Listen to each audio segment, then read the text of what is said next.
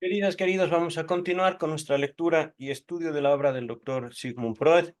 Estamos en un texto, podríamos decir que histórico, una carta entre Albert Einstein y Sigmund Freud llamada ¿Por qué la guerra? Bueno, me he equivocado, son dos cartas en realidad. Ahorita verán, fecha de publicación, 1933, fecha de escritura, posible redacción, 1932. Nota introductoria por James Strachey. No quiero pronunciar eso. Sé que Krieg es guerra, ajá, en alemán. Están viendo las ediciones en alemán, ajá. Traducciones al castellano por Ludovico Rosenthal. Dice el traductor, estas versiones castellanas no incluyen la carta de Einstein ni su resumen. Vamos a leer la carta de Einstein, de hecho. Esta carta fue publicada parcialmente en Psychoanalyse, no sé qué es esto, pero vamos a continuar. En 1931, la Comisión Permanente para la Literatura y las Artes de la Liga de las Naciones, digamos como el instituto que luego se convirtió en la ONU, encargó al Instituto Internacional de Cooperación Intelectual que organizara un intercambio epistolar entre intelectuales representativos. Esta es la instrucción sobre temas escogidos para servir a los comunes intereses de la Liga de las Naciones y de la vida intelectual, y que diera a publicidad estas cartas en forma periódica. Una de las primeras personalidades a las cuales se dirigió el instituto fue Einstein, el físico, Albert Einstein. Ajá. Y él mismo sugirió como interlocutor a Sigmund Freud. Es decir, muy pseudociencia, pero a este caballero a mis espaldas se le respetaba, y aún se le respeta. Se le teme y se le odia al mismo tiempo. Ajá. Ahorita vamos a continuar. En consecuencia, en junio de 1932, el secretario del instituto le escribió a Freud, invitándolo a participar, y este aceptó de inmediato. La carta de Einstein llegó a sus manos a comienzos de agosto y un mes más tarde tenía lista la respuesta. En marzo del año siguiente, el instituto publicó esta correspondencia en París, en alemán, francés e inglés simultáneamente. No obstante, su circulación fue prohibida en Alemania. Y esto no por otra cosa, sino porque ya para 1932 ocurrían cosas a nivel internacional. Ajá. Ya llegaremos a ver el impacto de la movilización del Partido Nacional Socialista en Alemania, y sus efectos en Viena, donde vivía este caballero a mis espaldas. Dice el traductor, a Freud no le entusiasmó la idea. En una carta a Eitingon informaba que había terminado esa correspondencia tediosa y estéril a la que se dio en llamar discusión con Einstein. Véase Ernest Jones, que ya llegaremos a Ernest Jones, página 187, perdón. Freud y Einstein nunca intimidaron entre sí, es decir, nunca intimaron, nunca se trataron, ajá, nunca, si acaso, un hola, ¿cómo estás? Y adiós. Ajá.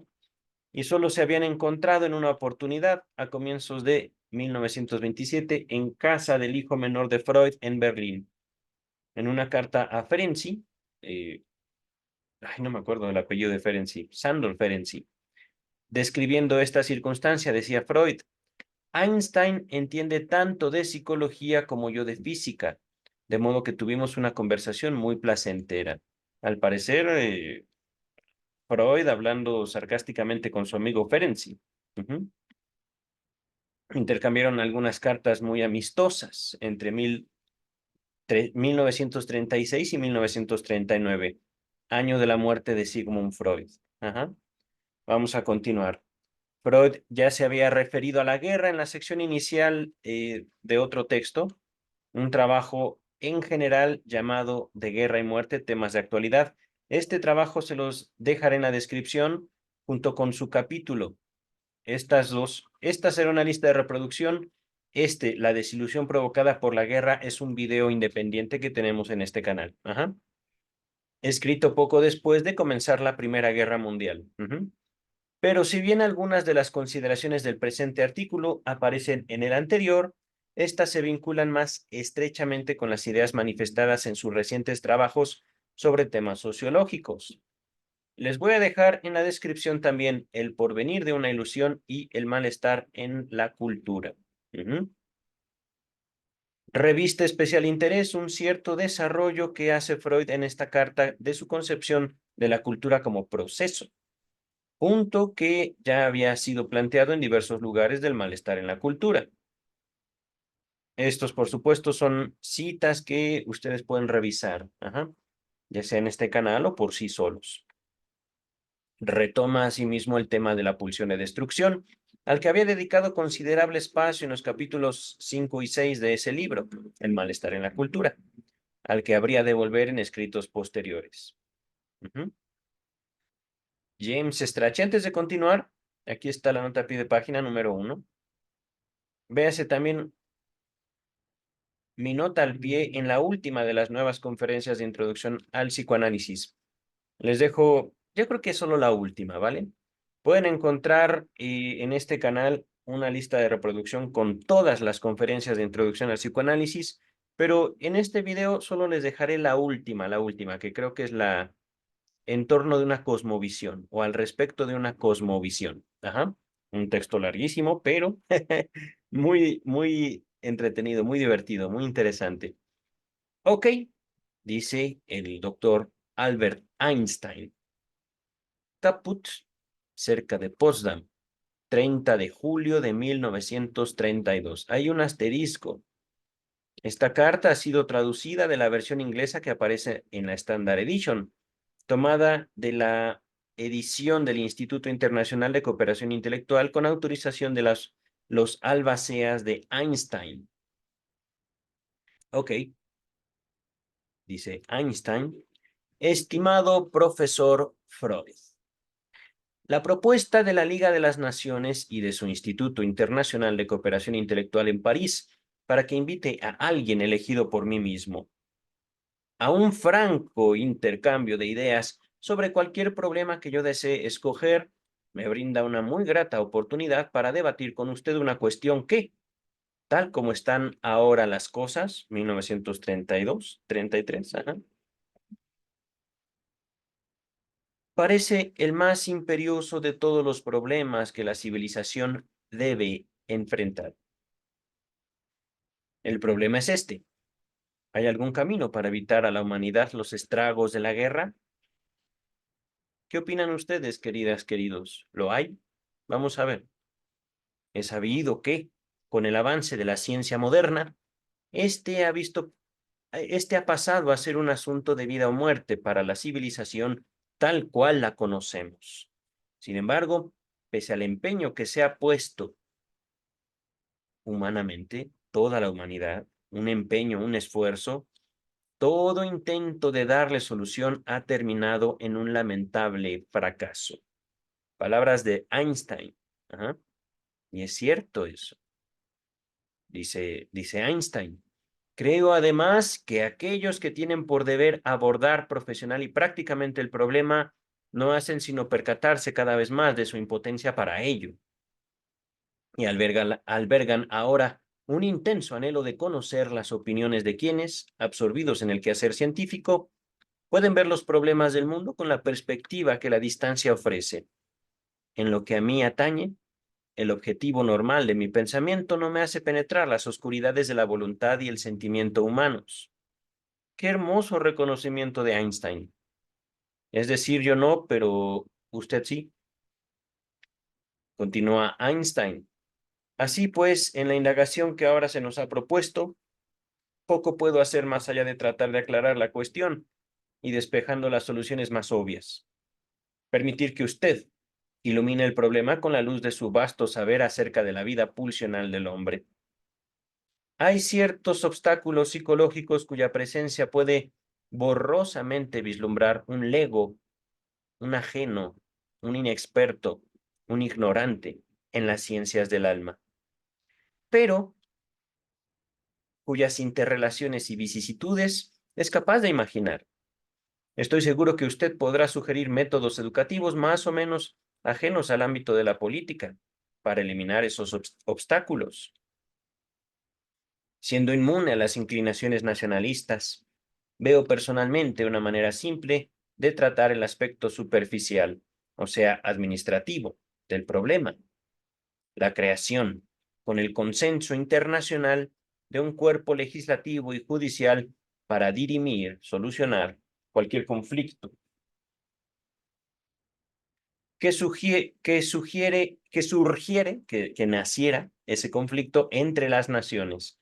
Les recuerdo, la Liga de las Naciones como tal no era la ONU, pero pasa la Segunda Guerra Mundial, que la Liga de las Naciones tenía por objetivo impedir, y surge la ONU con el mismo objetivo. Ajá.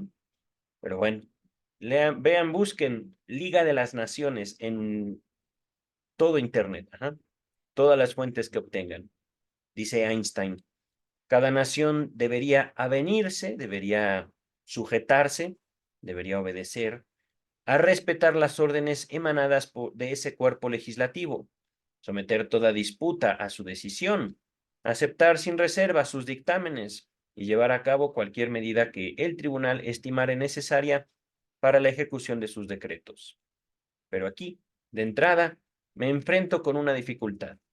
Un tribunal es una institución humana que, en la medida en que el poder que posee resulta insuficiente para hacer cumplir sus veredictos, es tanto más propenso a que estos últimos, sus veredictos, sean desvirtuados por presión extrajudicial. Este es un hecho que debemos tener en cuenta. El derecho y el poder van inevitablemente de la mano, y las decisiones jurídicas de ley se aproximan más a la justicia ideal que demanda la comunidad, perdón. Repito, las decisiones jurídicas se aproximan más a la justicia ideal que demanda la comunidad, en cuyo nombre e interés se pronuncian dichos veredictos. Es decir, ¿hasta qué punto podemos formar una autoridad internacional y que esa comunidad atienda realmente las necesidades de las comunidades? Una buena, una buena interrogante, doctor Einstein. En tanto y cuanto esta autoridad tenga un poder efectivo para exigir respeto a su ideal jurídico. Pero en la actualidad estaremos lejos de poseer una organización supranacional competente para emitir veredictos de autoridad incuestionable e imponer el acatamiento absoluto a la ejecución de estos. Me veo llevado de tal modo a mi primer axioma, mi primer propuesta. El logro de seguridad internacional implica la renuncia incondicional, en cierta medida, de todas las naciones a su libertad de acción, vale decir, a su soberanía. Y está claro, fuera de toda duda, que ningún otro camino puede conducir a esa seguridad. Imagínense eso, una autoridad, y no lo está proponiendo Freud, es Einstein. Ajá. Dice el texto: el escaso éxito que tuvieron, pese a su evidente honestidad, todos los esfuerzos realizados en la última década para alcanzar esta meta, no deja lugar a dudas de que hay en juego fuertes factores psicológicos que paralizan tales esfuerzos. No hay que andar mucho para descubrir algunos de esos factores. El afán de poder que caracteriza a la clase gobernante de todas las naciones es hostil a cualquier limitación de la soberanía nacional. Este hambre de poder político suele medrar gracias a las actividades de otro grupo guiado por aspiraciones puramente mercenarias, económicas. Pienso especialmente en ese pequeño pero resuelto grupo, activo en toda nación, compuesto de individuos que, indiferentes a las consideraciones y moderaciones sociales, ven en la guerra, en la fabricación y venta de armamentos, nada más que una ocasión para favorecer sus intereses particulares y extender su autoridad personal. Qué vivo, doctor Einstein, realmente,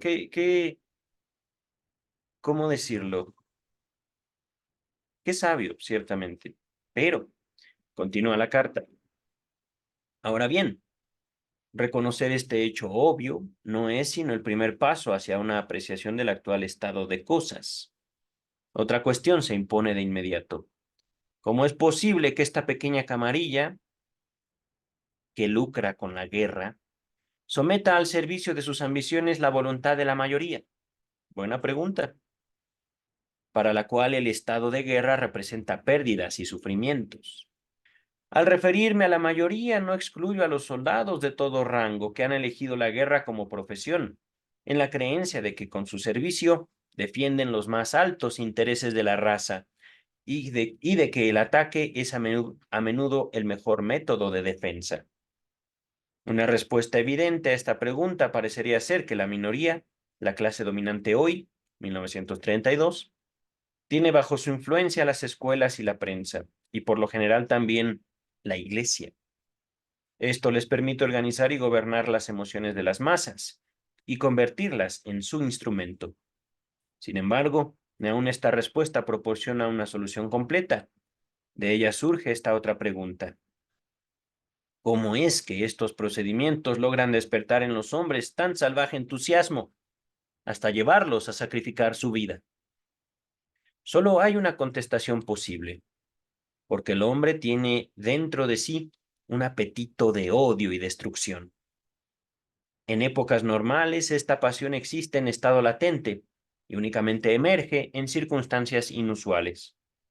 Pero es relativamente sencillo ponerla en juego y exaltarla hasta el poder de una psicosis colectiva. Aquí radica, tal vez, el quid de todo el complejo de factores que estamos considerando. Un enigma que el experto en el conocimiento de las pulsiones humanas puede resolver. Y así llegamos a nuestro último interrogante. ¿Es posible controlar la evolución mental del hombre como para ponerlo a salvo de la psicosis del odio y la destructividad? En modo alguno, pienso aquí solamente en las llamadas masas iletradas.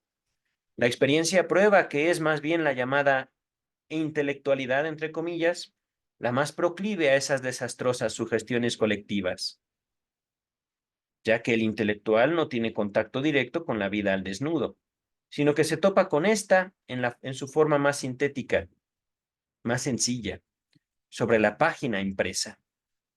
Para terminar, hasta ahora solo me he referido a las guerras entre naciones, a lo que se conoce como conflictos internacionales, pero sé muy bien que la pulsión agresiva opera bajo otras formas y en otras circunstancias, como en la comunidad científica, pero sé muy bien que no. Pienso en las guerras civiles, dice Einstein, por ejemplo, que antaño se debían al fervor religioso, pero en nuestros días a factores sociales. O también en la persecución de las minorías raciales. No obstante, mi insistencia en la forma más típica, cruel y extravagante de conflicto entre los hombres ha sido deliberada, pues en este caso tenemos la mejor oportunidad de descubrir la manera y los medios para tornar imposibles todos los conflictos armados. Sé que en sus escritos podemos hallar respuestas explícitas o tácitas, es decir, directas o indirectas, a todos los aspectos de este urgente y absorbente problema. Pero sería para todos nosotros un gran servicio que usted expusiese el problema de la paz mundial a la luz de sus descubrimientos más recientes, porque esa exposición podría muy bien marcar el camino para nuevos y fructíferos modos de acción. Muy atentamente, Albert Einstein. Miren, acabemos muy rápido. Yo realmente pensé que Einstein me iba a tomar mucho más tiempo. Vamos a leer de una vez la respuesta de Sigmund Freud. Viena, septiembre de 1932. Freud. Estimado profesor Einstein, cuando me enteré de que usted se proponía invitarme a un intercambio de ideas sobre un tema que le interesaba y que le pareció digno de interés de los demás, lo acepté de buen grado. Esperaba que escogiera un problema situado en la frontera de lo cognoscible hoy, de lo que conocemos, y es el cual cada uno de nosotros, el físico y el psicólogo, pudiera abrirse una particular vía de acceso, de suerte que se encontraran en el mismo suelo viniendo de distintos lados. Luego me sorprendió usted con el problema planteado, que ¿qué puede hacerse para defender a los hombres de los estragos de la guerra? Primero me aterré bajo la impresión de mí. A punto estuve de decir nuestra incompetencia, pues me pareció una tarea práctica que es resorte de los estadistas. Pero después comprendí que usted no me planteaba ese problema como investigador de la naturaleza y físico, sino como un filántropo que respondía a las sugerencias de la Liga de las Naciones, en una acción semejante a la de Fridtjof Nansen, el explorador del Polo, cuando asumió la tarea de prestar auxilio a los hambrientos y a las víctimas sin techo de la Guerra Mundial. Recapacité entonces, advirtiendo que no se me invitaba a ofrecer propuestas prácticas, sino solo a indicar el aspecto que cobra el problema de la prevención de las guerras para un abordaje psicológico. Pero también sobre esto lo ha dicho usted casi todo en su carta. Me ha ganado el rumbo de Barlovento, por así decir. No sé qué es eso, pero me sonó chistoso. Ahorita lo buscamos. Pero de buena gana navegaré siguiendo su estela y me limitaré a corroborar todo cuanto usted expresa, procurando exponerlo más ampliamente según mi mejor saber o conjetura, según mi conjetura. Ajá. Antes de continuar, Barlovento. Aquí está la definición de Barlovento, parte de donde viene el viento, con respecto a un punto o lugar determinado. Es decir, Freud le está diciendo a Einstein, lo voy a seguir en sus ideas. Ajá. Comienza usted con el necho. Mezclé estas dos palabras, nexo y derecho. Comienza usted con el nexo, la relación entre derecho y poder. Es ciertamente el punto de partida correcto para nuestra indagación. ¿Estoy autorizado a sustituir la palabra poder por violencia, más dura y estridente? Derecho y violencia son hoy opuestos para nosotros. Es fácil mostrar que uno se desarrolló desde la otra y si nos remontamos a los orígenes y pesquisamos cómo ocurrió eso la primera vez, la solución nos cae sin trabajo en las manos. Pero discúlpeme, si en lo que sigue cuento como si fueran algo nuevo, cosas que todos saben y admiten. Es la trabazón argumental la que me fuerza a ello. Queridas, queridos, aquí Freud está usando su sutileza común en él, su finura. Voy a ser un poco más tosco. Ejercer el derecho es defender. El derecho como disciplina se hizo justamente para defender. Y bien podemos sustituir la palabra defensa por la palabra violencia. No hay pocos críticos del Estado que señalen la relación entre el Estado como organismo social y el uso monopólico de la violencia. Y esto no es de ahorita, queridas, queridos.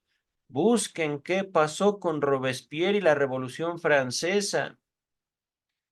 Un empeño noble por libertar a la sociedad francesa del yugo de la monarquía, de los reyes, de la religión, termina en otro yugo, termina en otra clase de violencia y todavía pienso que peor.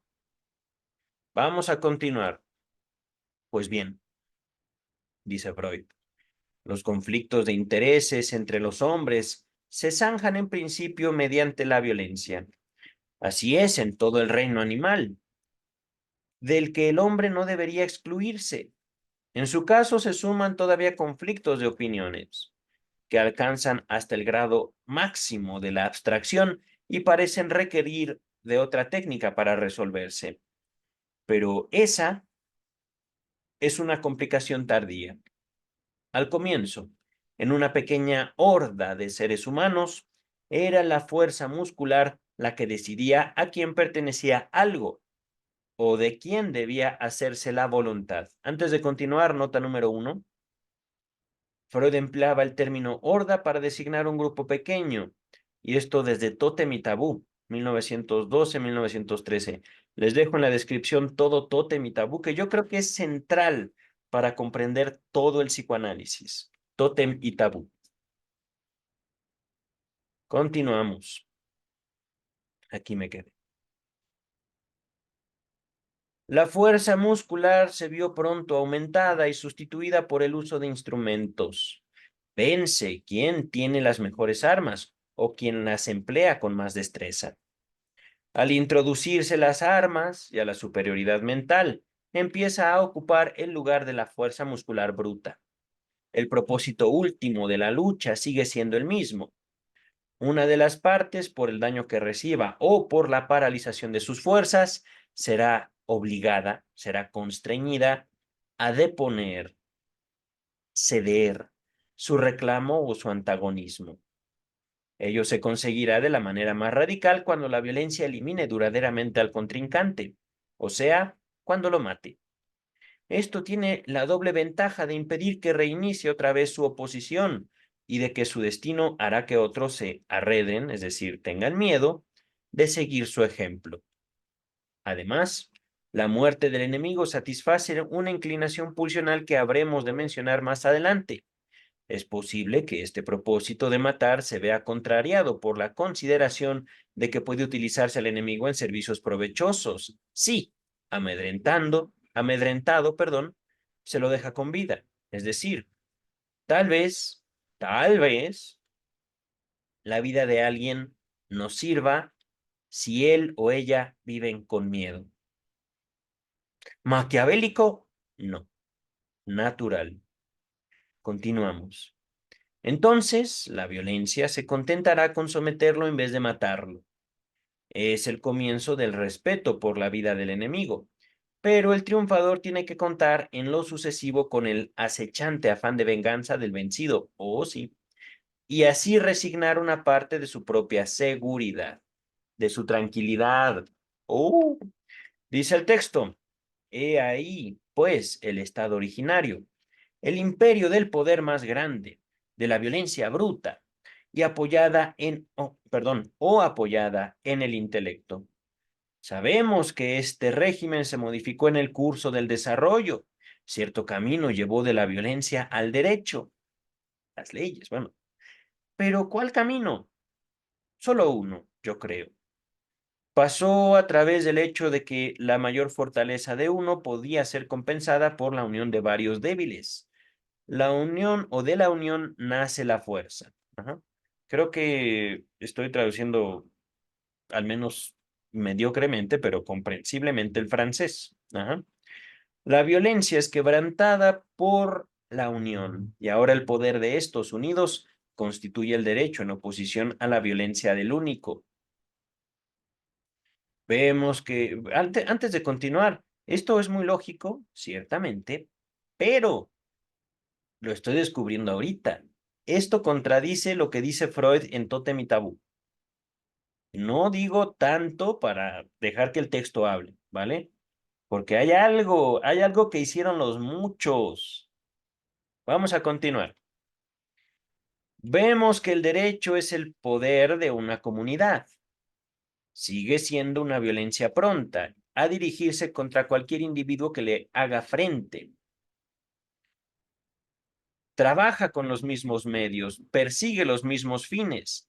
La diferencia solo reside real y efectivamente en que ya no es la violencia de un individuo la que se impone, sino de la comunidad. Por ejemplo, Twitter o ahora conocido como X. Redes sociales en general. Ujú. Violencia. Luchan por justicia, pero... Oh, queridas y queridos justicieros sociales, si supieran que están así de ser exactamente lo mismo perseguidores que perseguidos. Vamos a continuar. Ahora bien, para que se consume ese paso de la violencia al nuevo derecho, es preciso que se cumpla una condición psicológica. La unión de los muchos tiene que ser permanente, duradera. Y esto no ocurre en las redes sociales. Nada más hacen eco, pum, pum, pum, pum, pum, sí, todos dicen que sí.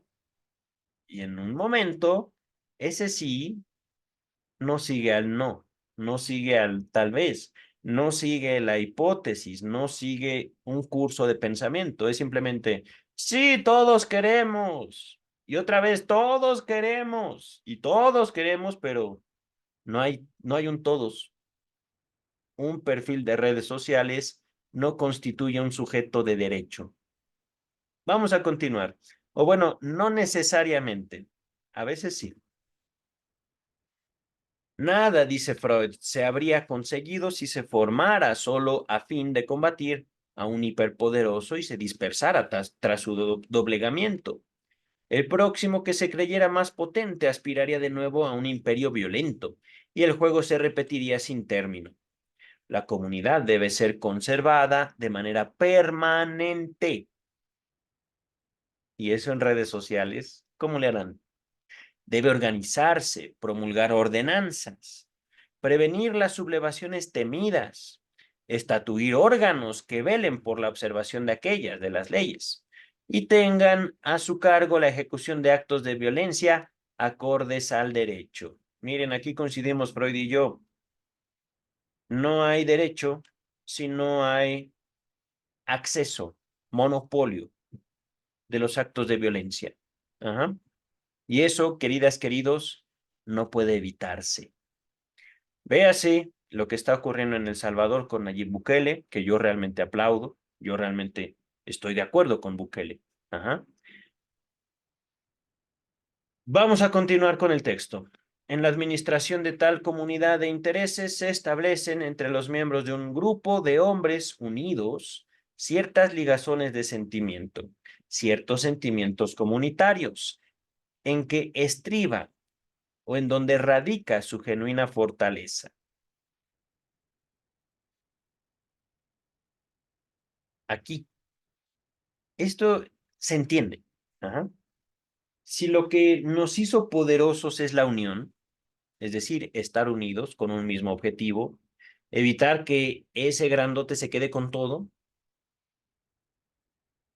es natural que entre nosotros, o bueno, natural y lo mejor para ese objetivo, que nosotros nos queramos los unos a los otros. Es lógico, ¿no? Si entre nosotros hay divisiones, ¡pum!, el otro viene y nos come ese grandote. Ajá. Pero eso es muy difícil, queridas y queridos. Por eso, cuando les digo, es que el Estado monopoliza la violencia, así debe de ser. Pero es que pobrecitos de los débiles, bueno, los débiles depende de su grado, digamos, de civilización también. Depende también, y esto es importante, del grado de inclusión que tengan sociedades particulares, porque ciertamente, si las leyes no obedecen a formar cada vez grupos más grandes, el derecho pierde valor. Vamos a continuar. Opino que con ello ya está dado todo lo esencial. El doblegamiento de la violencia mediante el recurso de transferir el poder a una unidad mayor que se mantiene cohesionada por ligazones de sentimiento entre sus miembros. Ahorita lo puse así, ciertos sentimientos, te quiero, pero también ligazones de sentimiento. Me eres útil, realmente no te quiero, pero pues, ¿qué le voy a hacer? No quiero verte muerto. Ajá, no quiero verte muerta. No es que te quiera, es que me eres útil. Cosa que es muy distinta. Vamos a continuar. Todo lo demás son aplicaciones de detalle y repeticiones. Las circunstancias son simples mientras la comunidad se compone solo de un número de individuos de igual potencia. Las leyes de esa asociación determinan entonces la medida en que el individuo debe renunciar a la libertad personal de aplicar su fuerza como violencia, a fin de que sea posible una convivencia segura. Pero semejante estado de reposo es concebible solo en la teoría. En la realidad, la situación se complica por el hecho de que la comunidad incluye desde el comienzo elementos de poder desigual, varones y mujeres, padres e hijos, y pronto, a consecuencia de la guerra y el sometimiento, vencedores y vencidos, que se transforman en amos y esclavos. Y aquí debo señalar, Freud no es marxista, de hecho Freud se oponía al marxismo. Lo vemos en este texto de eh, al respecto de una cosmovisión, la última de las nuevas conferencias de introducción al psicoanálisis. Hace una crítica a Freud al marxismo. Vamos a continuar. Entonces, el derecho de la comunidad se convierte en la expresión de las desiguales relaciones de poder que imperan en su seno. Las leyes son hechas por los dominadores y para ellos, y son escasos los derechos concedidos a los sometidos. A partir de allí, hay en la comunidad dos fuentes de movimiento en el derecho, pero también de su desarrollo. En primer lugar, los intentos de ciertos individuos entre los dominadores para elevarse por encima de todas las limitaciones vigentes, vale decir, para retrogradar del imperio del derecho al de la violencia, es decir, regresar del derecho, de las leyes, a la violencia, es algo, digamos, natural también en las sociedades, pues la violencia siempre estuvo ahí, aunque con otras caras. Ajá. Y en segundo lugar, los continuos empeños de los oprimidos para procurarse más poder y ver reconocidos esos cambios en la ley, vale decir, para avanzar, al contrario, de un derecho disparejo, de un derecho desigual, a la igualdad de derecho. Este es, digamos, esto último como, ¿cómo se dice? El desafío de la ley y del derecho como disciplina, la igualdad. Vamos a continuar. Esta última corriente se vuelve particularmente importante o sustantiva cuando en el interior de la comunidad sobrevienen, en efecto, desplazamientos en las relaciones de poder, como puede suceder a consecuencia de variados factores históricos. El derecho puede entonces adecuarse poco a poco a las nuevas relaciones de poder, o, lo que es más frecuente, si la clase dominante no está dispuesta a dar razón de ese cambio, se llega a la sublevación, la guerra civil. Esto es, a una cancelación temporaria del derecho y a nuevas confrontaciones de violencia tras cuyo desenlace se instituye un nuevo orden de derecho. Además, hay otra fuente de cambio del derecho, que solo se exterioriza o se manifiesta de manera pacífica. Es la modificación cultural de los miembros de la comunidad, pero pertenece a un contexto que solo más tarde podrá tomarse en cuenta. Vemos, pues, que aún dentro de una unidad de derecho no fue posible evitar la tramitación violenta de los conflictos de intereses. ¿Verdad? Estados Unidos y la ONU. Pero las relaciones de dependencia necesaria y de recíproca comunidad que derivan de la convivencia en un mismo territorio propician una terminación rápida de tales luchas. Y bajo esas condiciones aumenta de continuo la probabilidad de soluciones pacíficas. Sin embargo, un vistazo a la historia humana nos muestra una serie incesante, inacabable de conflictos entre un grupo social y otro, o varios, o varios grupos, entre unidades mayores y menores, municipios, comarcas, linajes, pueblos, reinos, que casi siempre se deciden mediante la confrontación de fuerzas en la guerra, es decir, de nuevo nace la violencia, puede ser que cada vez más grande. Tales guerras desembocan en el pillaje, los robos, o en el sometimiento total, la conquista de una de las partes. No es posible formular un juicio unitario sobre estas guerras de conquista. Muchas, como las de los mongoles y turcos, no aportaron sino infortunio. Otras, por el contrario, contribuyeron a la transmutación de violencia en derecho, pues produjeron unidades mayores dentro de las cuales cesaba la posibilidad de emplear la violencia y un nuevo orden de derecho solucionaba los conflictos o aliviaba los conflictos, zanjaba. Así, las conquistas romanas trajeron la preciosa Pax Romana, la paz romana, para los pueblos del Mediterráneo. Es decir, trajeron una ley. No era la ley, pero se convirtió en la ley por medio de la fuerza. Conquistas. Ajá. La violencia aquí trajo paz. Ahí. Pero, queridas, queridos, hablando de derecho, no era nada más que los romanos hicieran bien la guerra.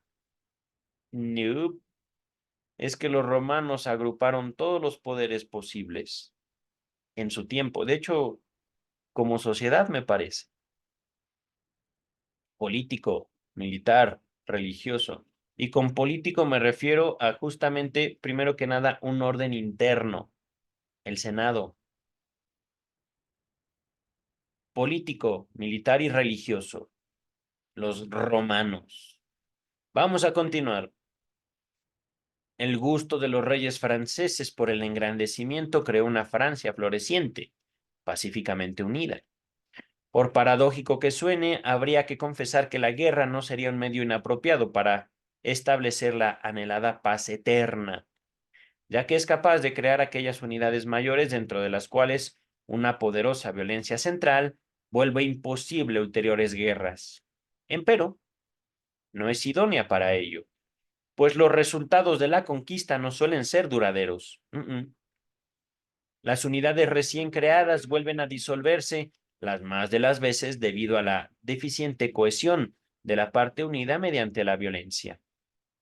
Además, la conquista solo ha podido crear hasta hoy uniones parciales, si bien de mayor extensión, cuyos conflictos suscitaron más que nunca la resolución violenta.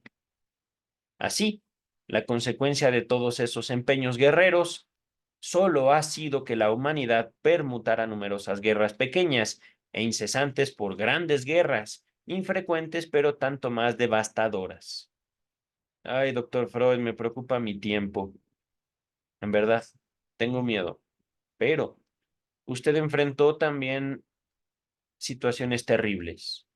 Así que no hay mejor lugar para buscar al menos entendimiento y, lo voy a decir así, cierta esperanza en usted. Vamos a continuar. Aplicado esto a nuestro presente, se llega al mismo resultado que usted obtuvo por un camino más corto.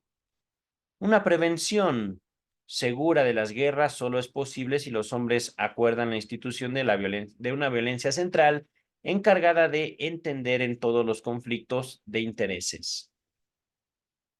¿La ONU es violencia? No. He ahí el problema de la ONU.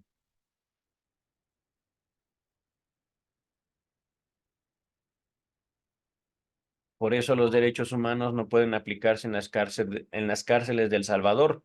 Pero qué bueno. Yo al menos soy partidario de la soberanía nacional, la soberanía de cada nación. Porque si no, si la soberanía de cada nación no se impone, faltará poco para que no haya libertad en ninguna casa, gracias a Internet. Vamos a continuar. Evidentemente se reúnen aquí dos exigencias: que se cree una instancia superior de esa índole y que se le otorgue el poder requerido. De nada valdrían una cosa sin la otra, es decir, la ONU no sirve para nada. Pero al menos esa es mi postura, ¿eh? Así lo estoy leyendo. Vamos a continuar. Ahora bien, la Liga de las Naciones se concibe como esa instancia, más la otra condición no ha sido cumplida, es decir, ni la Liga de las Naciones ni la Organización de las Naciones Unidas son mecanismos violentos. Ella La Liga de las Naciones no tiene un poder propio y solo puede recibirlo si los miembros de la nueva unión, los diferentes estados, se lo traspasan. ¿Por qué creen que eso no ha ocurrido, queridas y queridos? No ocurrió con la Liga de las Naciones y no ocurre con la ONU. ¿Por qué? Vamos a continuar, ¿vale?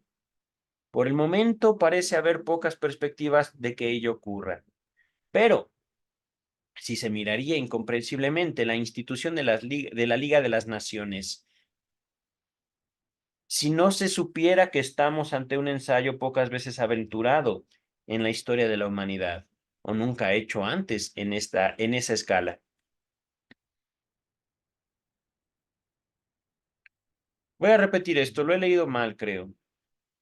Pero se miraría incomprensiblemente la institución de la Liga de las Naciones si no se supiera que estamos en un ensayo pocas veces aventurado en la historia de la humanidad o nunca hecho antes en esa escala.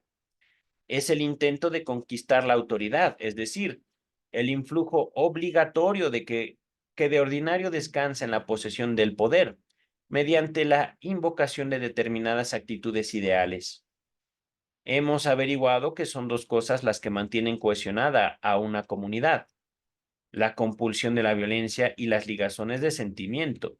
Compulsión podemos decir inclinación, es decir, al final, lo queramos o no, la violencia es útil para los individuos y para las sociedades, pero justamente se arma el derecho para decir, ¿útil para qué? ¿Útil para quién? Ajá. En el momento en el que fundamos el derecho como una forma de moldear la violencia a fin de moldearnos a nosotros mismos como sociedades, es entonces que podemos avanzar como culturas. Y esto no lo dice el texto. Bueno, sí lo dice y no lo dice. Ajá. Este es el punto. Las ligazones de sentimiento.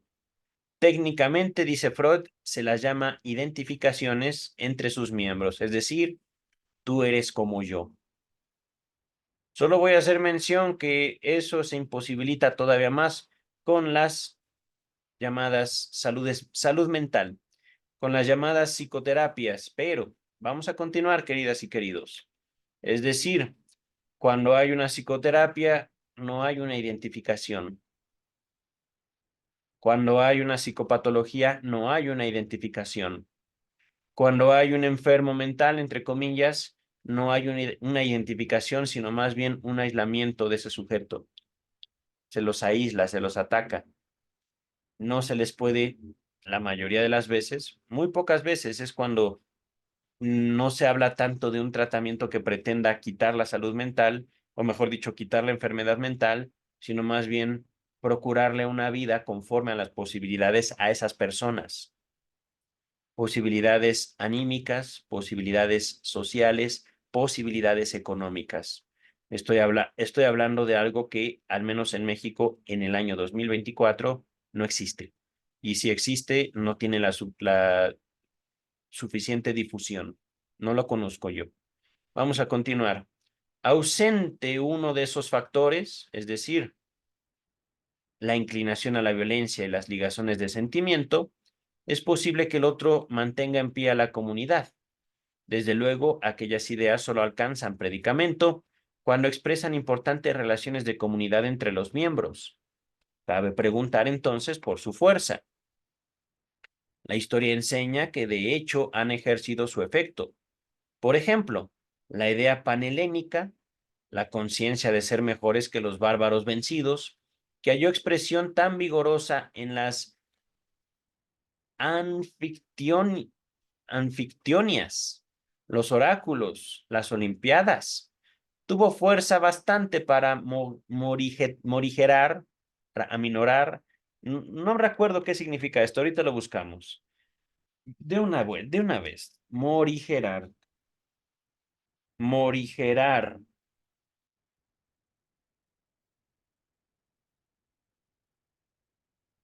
Morigerar es un verbo que significa templar o moderar los excesos de los afectos y acciones. ¿Ok? Por extensión, también se dice de las costumbres u otras cosas. Templar o moderar.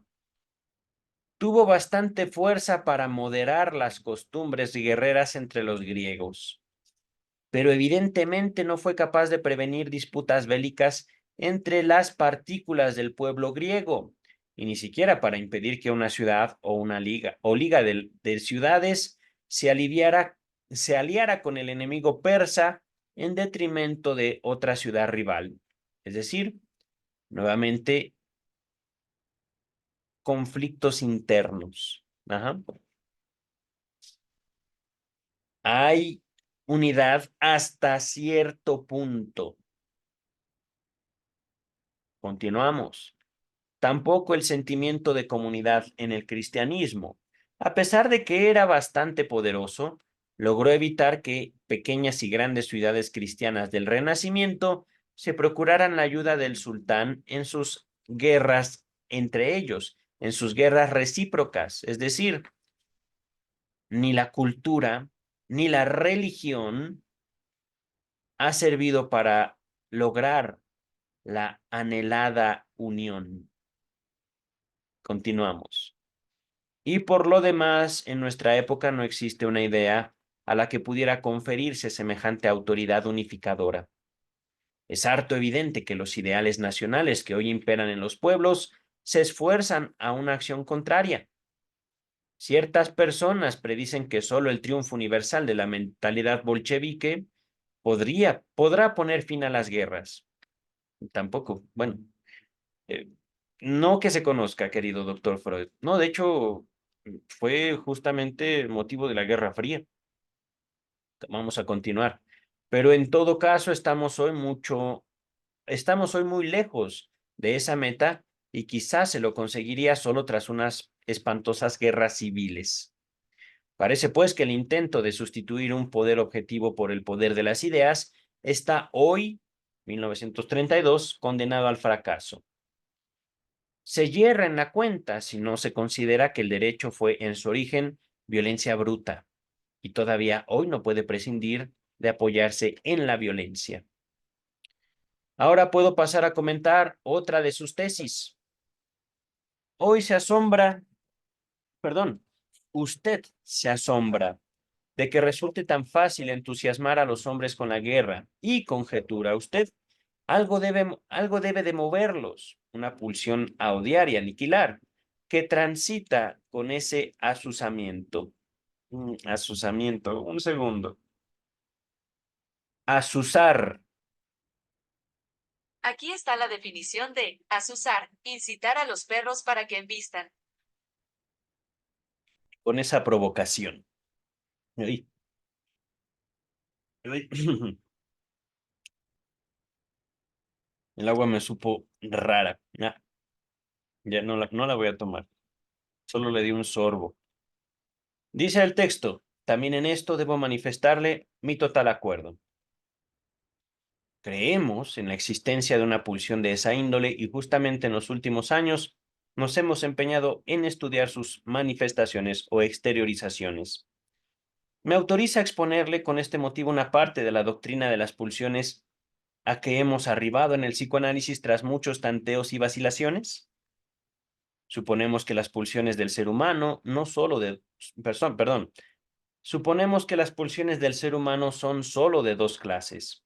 Aquellas que quieren conservar y reunir, las llamamos pulsiones eróticas, exactamente en el sentido de eros en el banquete de Platón, o sexuales, con una consciente ampliación del concepto popular de sexualidad. Y otras pulsiones que quieren destruir y matar. A estas últimas las reunimos bajo el título de pulsión de agresión o de destrucción. Como usted ve, no es sino la transfiguración teórica de la universalmente conocida oposición entre amor y odio. Esta quizá mantenga un nexo primordial con la polaridad entre atracción y repulsión, que desempeña un papel en la disciplina de usted. Ah, qué bello, doctor Freud.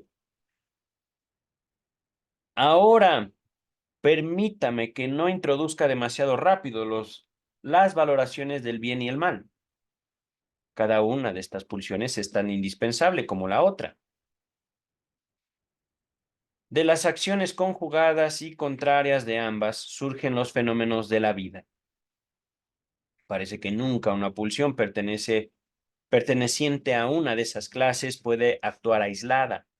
Siempre está conectada, decimos aleada.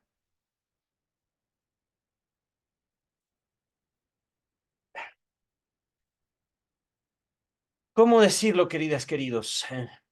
Aleada, aleación, unida,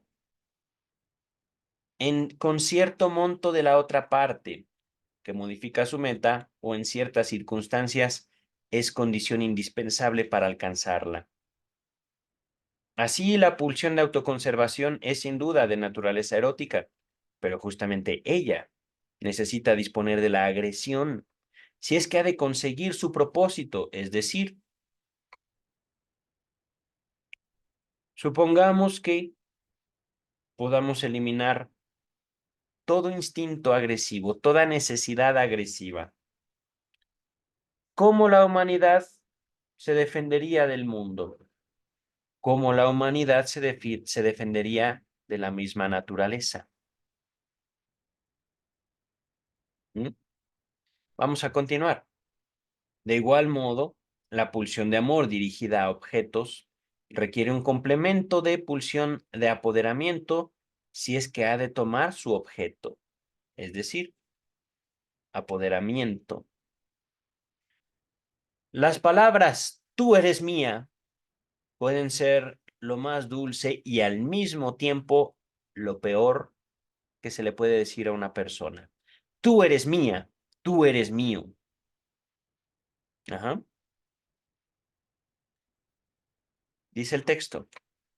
La dificultad de aislar ambas variedades de pulsión en sus manifestaciones, exteriorizaciones, es lo que por tanto tiempo nos estorbó el discernirlas.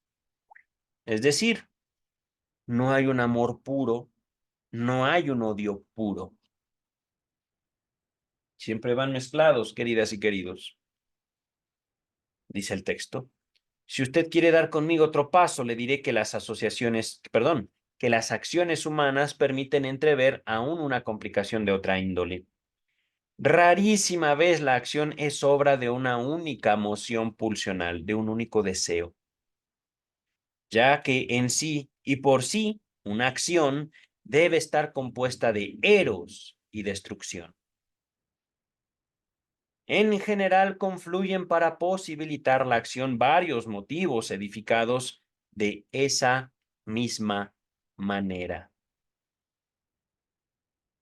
Ya lo sabía uno de sus colegas, el profesor Lichtenberg, quien en tiempos de nuestros clásicos enseñaba física en Göttingen. Pero ¿acaso fue más importante como psicólogo que como físico? Nota número 2. George Christoph Lichtenberg nació en 1742 y murió en 1799. Era uno de los autores favoritos de Freud. La analogía a la que aquí alude ya había sido citada por Freud en su libro sobre el chiste. Les dejo en la descripción el chiste y su relación con lo inconsciente, todo el texto, en el cual se hallarán gran número de epígramas de Lichtenberg. Regresamos al texto. Aquí me quedé. Inventó la rosa de los motivos al decir, palabras de Lichtenberg, los móviles por los que uno hace algo podrían ordenarse, pues, como los 32 rumbos de la rosa de los vientos, y sus nombres formarse de modo semejante. Por ejemplo, pan, pan, fama, o fama, fama, pan. Entonces, dice Freud, realmente no entendí eso, pero ok, así lo dijo usted, doctor Freud. Es que yo no leí a Lichtenberg. Dice Freud, entonces, cuando los hombres son exhortados a la guerra, puede que en ellos responda afirmativamente a ese llamado toda una serie de motivos, nobles y vulgares, unos de los que se habla en voz alta y otros que se callan. No tenemos ocasión de desnudarlos todos. Por cierto que entre ellos se cuenta el placer de agredir y destruir. Innumerables crueldades de la historia y de la vida cotidiana confirman su existencia y su intensidad. de esta clase de placer. Ajá. El entrelazamiento de esas aspiraciones destructivas con otras, eróticas e ideales, facilita desde luego su satisfacción. Es decir, destruimos o por placer o por deber. Dice el texto. Muchas veces cuando nos enteramos de los hechos crueles de la historia, tenemos la impresión de que los motivos ideales solo sirvieron de pretexto a las apetencias destructivas. Y otras veces, por ejemplo, ante las crueldades de la Santa Inquisición, nos parece como si los motivos ideales se hubieran esforzado hacia adelante, hasta la conciencia, aportándoles los destructivos un refuerzo inconsciente. Ambas cosas son posibles. Tengo reparos en abusar de su interés, que se dirige a la prevención de las guerras, no a nuestras teorías. Pero querría demorarme todavía un instante en nuestra pulsión de destrucción, en modo alguno apreciada en toda su significatividad o importancia. Pues bien, con algún gasto de especulación hemos arribado a la concepción de que ella, la pulsión de destrucción, trabaja dentro de todo ser vivo y se afana en producir su descomposición, en reconducir la vida al estado de la materia inanimada. Merecería con toda seriedad el nombre de pulsión de muerte, el nombre de una pulsión de muerte, mientras que las pulsiones eróticas representan los afanes de la vida. La pulsión de muerte deviene pulsión de destrucción cuando es dirigida hacia afuera, hacia los objetos, con ayuda de órganos particulares. El ser vivo preserva su propia vida destruyendo la ajena, por así decir. Sin embargo, empero, una porción de la pulsión de muerte permanece activa en el interior del ser vivo, y hemos intentado deducir toda una serie de fenómenos normales y patológicos de esta interiorización de la pulsión destructiva. Y hasta hemos cometido la herejía de explicar su génesis, de explicar la génesis de nuestra conciencia moral por esa vuelta de la agresión hacia adentro. Es decir, la moral es una manifestación de la pulsión de muerte. Como usted habrá de advertir, en modo alguno sería inocuo que ese proceso se consume en escala demasiado grande. Ello es directamente nocivo, en tanto que la vuelta de esas fuerzas pulsionales hacia la destrucción en el mundo exterior aligera al ser vivo, y no puede menos que ejercer un efecto benéfico sobre él. Es decir, manifestar el odio sirve. Hablar del odio sirve. Decir que no odiamos solo nos condena a ser consumidos por nuestro propio odio. Continuamos. Sirva esto como disculpa biológica de todas las aspiraciones odiosas y peligrosas contra las que combatimos. Es preciso admitir que están más próximas a la naturaleza que nuestra resistencia a ellas, para la cual debemos hallar todavía una explicación. ¿Acaso tenga usted la impresión de que nuestras teorías constituyen una suerte de mitología? Y en tal caso, ni siquiera una mitología alegre. Pero ¿no desemboca toda ciencia natural en una mitología de esta índole? ¿La ven? ¿Les va a ustedes de otro modo en la física hoy, querido Einstein? De lo anterior extraemos esta conclusión para nuestros fines inmediatos. No ofrece perspectiva ninguna pretender el desarraigo de las inclinaciones agresivas de los hombres. Repito con otras palabras.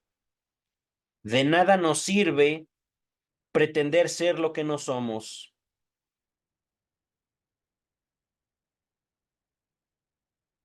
¿Y qué somos? Agresivos, agresivas, violentos.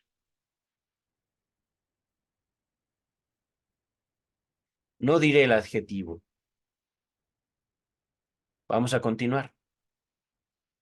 Dicen que en comarcas dichosas de la tierra, donde la naturaleza brinda con prodigalidad al hombre, con abundancia al hombre, todo cuanto le hace falta. Existen estirpes cuya vida transcurre en la mansedumbre y desconocen la compulsión y la agresión. Compulsión, obligación, deber. Difícil me resulta creerlo. Me gustaría averiguar más acerca de esos dichosos. También los bolcheviques esperan hacer desaparecer la agresión entre los hombres, asegurándoles la satisfacción de sus necesidades materiales y en lo demás, estableciendo igualdad entre los participantes de la comunidad. Yo lo considero una ilusión. Yo también, doctor Freud. Por ahora ponen el máximo cuidado en su armamento, y el odio a los extraños no es el menos intenso de los motivos con que promueven la cohesión de sus seguidores. Es claro que, como usted mismo puntualiza, no se trata de eliminar por completo la inclinación de los hombres a agredir. Puede intentarse desviarla lo bastante para que no deba encontrar su expresión en la guerra. Aquí es una fantasía mía. Esa expresión se encontrará en el mundo digital, en un videojuego, por ejemplo. ¿Se podrá encontrar alivio ahí? No lo sé, no lo sé. Dice el texto. Desde nuestra doctrina mitológica de las pulsiones hallamos fácilmente una fórmula sobre las vías indirectas para combatir la guerra. Si la quiesencia de la guerra es un desborde de la pulsión de destrucción, lo natural sería apelar a su contraria, el eros. Todo cuanto establezca ligazones de sentimiento entre los hombres no podrá menos que ejercer un efecto contrario a la guerra. Queridas, queridos, sí y no. Ligazones de sentimiento. Se entiende como amor, o lo he dicho como amor, pero ¿y el odio? ¿Enseñamos a odiar? Claro que no. El odio es malo, ¿no? Hemos visto, no solo en este texto, que no. No puede haber amor sin odio. Yo no podría amar a alguien si no odiara a cualquier persona que osara tocar a mi amada con el pétalo de una rosa.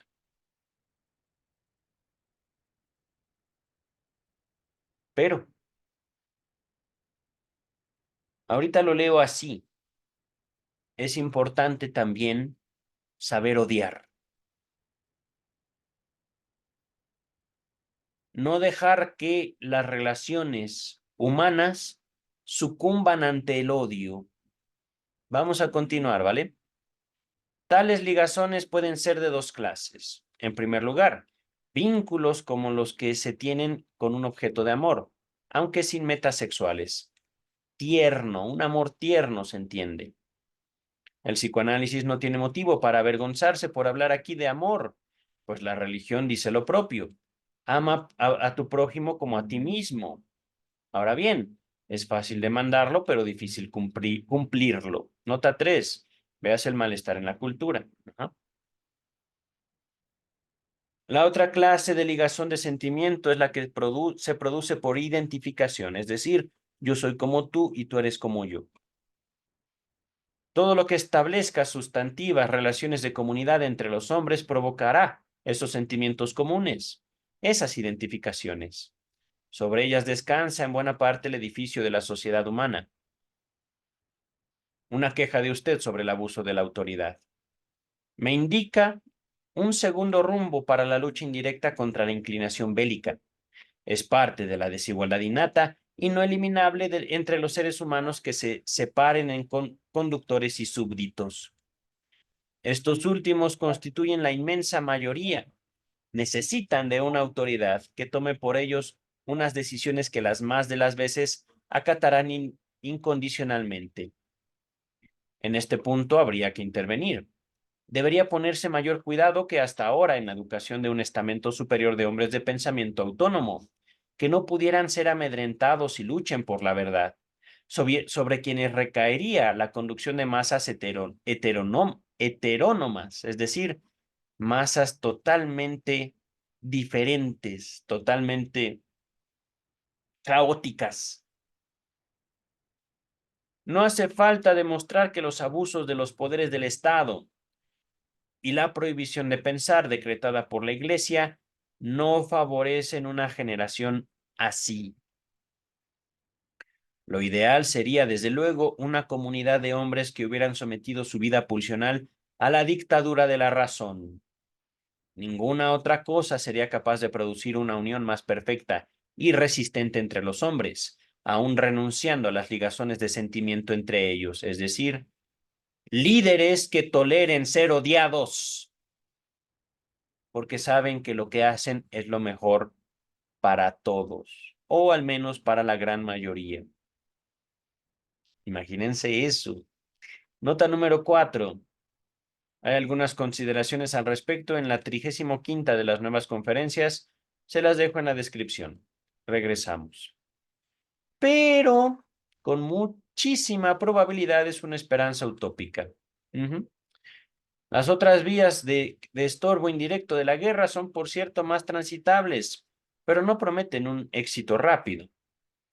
No se piensa de buena gana en molinos, de tan lenta molienda que uno podría morirse de hambre antes de recibir la harina. Como usted ve, no se tiene gran cosa pidiendo consejos sobre tareas prácticas urgentes al teórico alejado de la vida social. Lo mejor es empeñarse, en cada caso, por enfrentar el peligro con los medios que se tienen a mano. Sin embargo, me gustaría tratar todavía un problema que usted no planteó en su carta y que me interesa particularmente. ¿Por qué nos sublevamos tanto contra la guerra, usted y yo y tantos otros? ¿Por qué no la admitimos como una de las tantas penosas calamidades de la vida? Es que ella parece acorde a la naturaleza, bien fundada biológicamente y apenas evitable en la práctica. Que no le indigne a usted mi planteo. A los fines de una indagación como esta, ¿acaso sea lícito ponerse la máscara de una superioridad que uno no posee realmente? ¡Oh! ¡Qué autoridad, doctor Freud! La respuesta sería, porque todo hombre tiene derecho a su propia vida, porque la guerra aniquila promisorias vidas humanas, pone al individuo en situaciones indignas, lo empuja a matar a otros, cosa que él no quiere. Destruye preciosos valores materiales, productos del trabajo humano y tantas cosas más. También que la guerra en su forma actual ya no da oportunidad ninguna para cumplir el viejo ideal heroico y que debido al perfeccionamiento de los medios de destrucción, una guerra futura significaría el exterminio de uno de los contendientes o de ambos, y esto es mío, o de toda la humanidad. ¿Verdad, queridas potencias nucleares? Basta de tanta tontería. Pero bueno, todo es cierto, todo eso es cierto. Y parece tan indiscutible que solo cabe asombrarse de que las guerras no se hayan desestimado ya por un convenio universal entre los hombres. Sin embargo, se puede poner en entredicho algunos de estos puntos. Es discutible que la comunidad no debiera tener también un derecho sobre la vida del individuo. No es posible condenar todas las clases de guerra por igual. Mientras existan reinos y naciones dispuestos a la aniquilación despiadada de otros. Estos tienen que estar armados para la guerra. Pero pasemos con rapidez sobre esto. No es la discusión a que usted me ha invitado. Apunto a algo diferente. Creo que es la principal razón por la cual nos sublevamos contra la guerra. Es que no podemos hacer otra cosa. Somos pacifistas porque nos vemos precisados a hacerlo por razones orgánicas. Es decir, somos débiles. Después nos resultará fácil justificar nuestra actitud mediante argumentos. Esto no se comprende. Claro está, sin explicación. Opino lo siguiente. Desde épocas inmemoriales se desenvuelve en la humanidad el proceso del desarrollo de la cultura. Sé que otros prefieren llamarla civilización. Nota 5. Veas El porvenir de una ilusión. Freud afirma categóricamente, omito ahí en El porvenir de una ilusión hacer una diferencia entre cultura y civilización. Pero ¿qué importa, Strachey? Caramba, son palabras. No es palabra de Dios. Afortunadamente. Vamos a continuar. A este proceso debemos lo mejor que hemos llegado a ser y una buena parte de aquello a raíz de lo cual penamos. Sus ocasiones y comienzos son oscuros. El principio de la civilización, ¿vale? El principio de la cultura.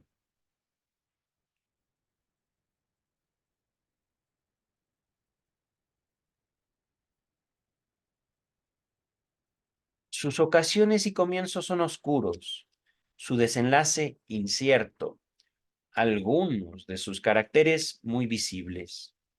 ¿Acaso lleve a la extinción de la especie humana? Pues perjudica la función sexual en más de una manera, la cultura, no la guerra. Y ya hoy las razas incultas y los estragos rezagados, los estratos, los niveles rezagados, los pobres de la población se multiplican con mayor intensidad que los de elevada cultura. Y esto es de 1932, carambas. Eso no se ha modificado para nada. Dice el texto. Quizás este proceso sea comparable con la domesticación de ciertas especies animales. Es indudable que conlleva alteraciones corporales, pero el desarrollo de la cultura como un proceso orgánico de esa índole no ha pasado a ser todavía una representación familiar, una representación común, entendible. Ajá. Veas su nota introductoria. Gracias, Strach, y besitos. Dice el texto. Las alteraciones psíquicas sobrevenidas con el proceso cultural son llamativas e indubitables. Consisten en un progresivo desplazamiento de las metas pulsionales y en una limitación de las mociones pulsionales. Una limitación de las inclinaciones orgánicas. Sensaciones placenteras para nuestros ancestros se han vuelto para nosotros indiferentes o aún insoportables. En cambio, el cambio de nuestros reclamos, ideales éticos y estéticos reconoce fundamentos orgánicos. Véase los 3 ensayos de teoría sexual y más allá del principio de placer que les dejo en la descripción. Ajá. Entre los caracteres psicológicos de la cultura, 2 nos parecen los más importantes. El fortalecimiento del intelecto que comienza a gobernar a la vida pulsional y la interiorización de la inclinación a agredir, es decir, la formación de la moral, con todas sus consecuencias ventajosas y peligrosas. Ahora bien, la guerra contradice de la manera más flagrante, de la manera más directa, las actitudes psíquicas que nos impone el proceso cultural, y por eso nos vemos precisados a sublevarnos contra ella. Lisa y llanamente no la soportamos más.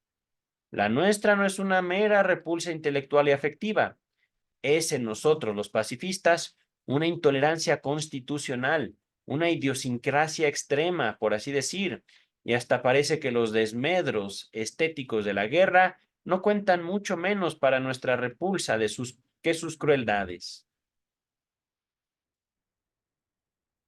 ¿Cuánto tiempo tendremos que esperar hasta que los otros también se vuelvan pacifistas? No es posible decirlo. Pero ¿acaso no sea una esperanza utópica que el influjo de esos 2 factores, el de la actitud cultural y el de la justificada angustia ante los efectos de una guerra futura, haya de poner fin a las guerras en una época no lejana? ¿Por qué caminos o rodeos eso no podemos colegirlo, no podemos verlo, identificarlo?